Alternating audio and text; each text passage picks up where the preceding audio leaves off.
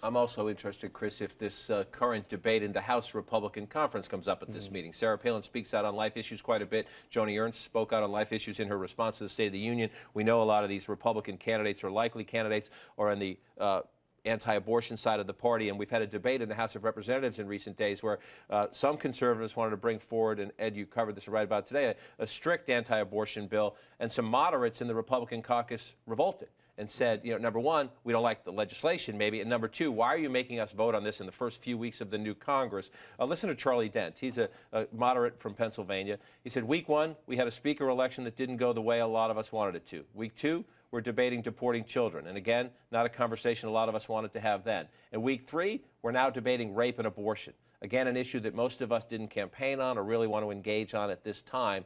And I just can't wait for week four. That's in your story today, Ed. Chris, let me start with you. In the last couple of years, we've watched the conservatives revolt against the speaker. Now we have the moderates pushing back. What does that tell us?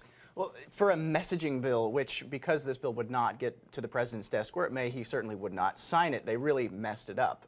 To give a little bit of context, this is the week for the March for Life. It's one of the largest annual rallies that's been going on for decades, where thousands of pro-life marchers come to Washington. They go lobby lawmakers on Capitol Hill, and then they try to put forth this bill and then have to pull it back. A really embarrassing start for the Republicans. But you're right, it is fascinating that the moderates here and in other cases with this new Congress are doing something that the conservatives were doing in years past. And I think it just shows that, as we saw in the GOP retreat last week in Hershey, that there still is a lot of division and a lot of room to go with between the parties. This has a lot to do with moderates versus conservatives, Tea Party folks versus, Chamber of Commerce Republicans.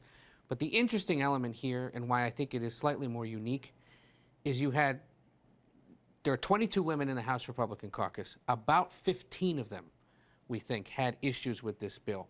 This shows you now that the fact that the size of the female caucus in the House Republican Conference has grown, they now feel that they can, with their strength in numbers, step up and talk about this a little more and say, you know what, we are anti-abortion, but you can only take it so far before women like ourselves are a little uncomfortable about this, and we could suffer the political consequences. There was a fascinating meeting where virtually every woman in that conference was coming out of Steve Scalise's office.